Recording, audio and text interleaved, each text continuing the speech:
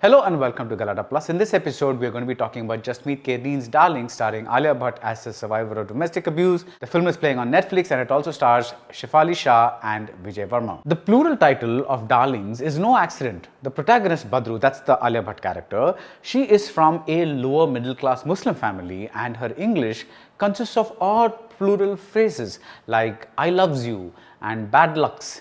I felt she sounded like the Rani Mukherjee character in Savaria. Later, I discovered that director Jasmeet Kaireen's first film was to have been produced by Sanjay Leela Bhansali. Anyway, apart from this aspect of speech, there isn't much that is singular about Badru, at least at first. She is a victim of domestic abuse. As her mother Shefali Shah says, the world may have changed for Twitter people, but not for them. Badru listens to a line like this from her husband and she melts. The line goes like this: if I don't love you, why would I hit you? And why would you bear it if you did not love me? But before moving on, let's talk about Alia Bhatt's performance. Give her a well-written role and she seems to absorb it. She seems to imbibe it into her very DNA and that becomes the person. She becomes that person. It's a gift. The way her smile flickers outside a movie theater when her husband was still her boyfriend and she's looking right into his face. The way she hyper talks to her husband, well knowing that he could explode at any time, as though her prattle is going to buy her extra time before the physical abuse actually begins. Her phrasing of lines like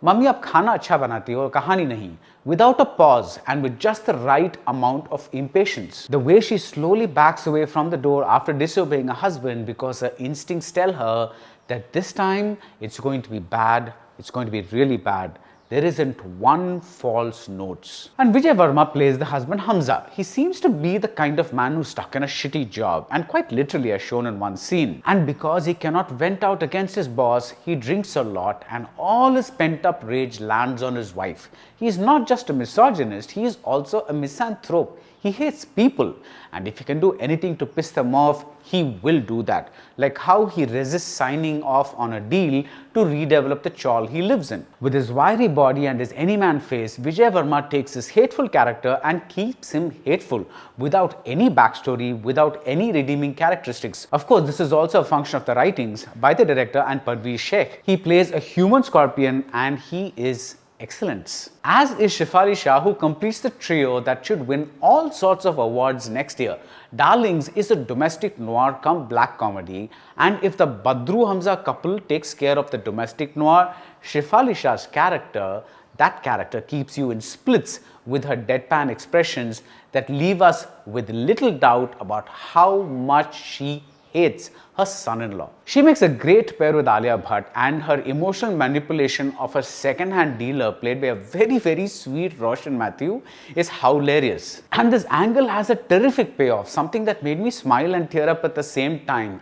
But the Shefali character also has a dark past, and when those colors seep into the performance, her character becomes almost four-dimensional. One of the major jobs of a director is to establish and maintain the pitch and tone of the performances, however skilled the actors are. And Jasmeet Kaireen kills with this cast, which includes Rajesh Sharma and Vijay Maurya. The film is so much fun that it's often easy to forget that it is about abuse, and that's the trickiest success of Darlings. Even when Badru is babbling in front of a police officer and making you laugh, you never lose sight of the blood congealed scar below her eye. The cop, he's seen many people like this. He says men behave this way because their women allow them to, क्योंकि औरत बनने देते हैं. And this sentiment is echoes in Gulzar and Vishal Bhardwaj's song Dil Hamara La Ilaj Hai. My heart cannot be cured. A stanza goes, दिल को जहर मिल जाए तो प्यास है हर वक्त की, अंगारों पे चलना भी तो आदत है कमबख्त की. The heart is so used to poison that it is thirsty for it, and even walking on coals, on embers, has become a sort of habit. These lyrics recognize the scars on Badru's heart and soul, but Arijit Singh's soothing voice is like a balm, like a promise that a cure, an ilaj, will be available soon. Like the song, the film doesn't drown us in desperation, it keeps Badru and her La Ilaj Dil afloat. And when things get out of hand, it's time for payback. Gradually, Badru realizes that none of the items on her to-do list, like I don't know, having a baby, are going to materialize soon. And with her mother, she makes life hell for Hamza.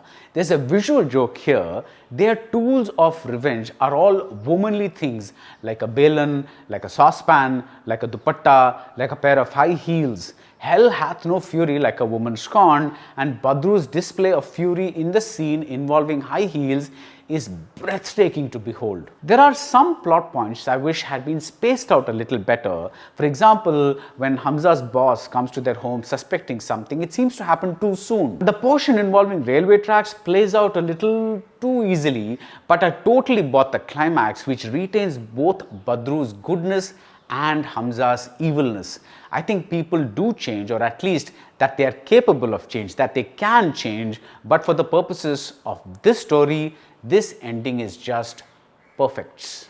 That's it about Darlings. If you like this review, do subscribe to Galata Plus, and I'll see you soon at the movies.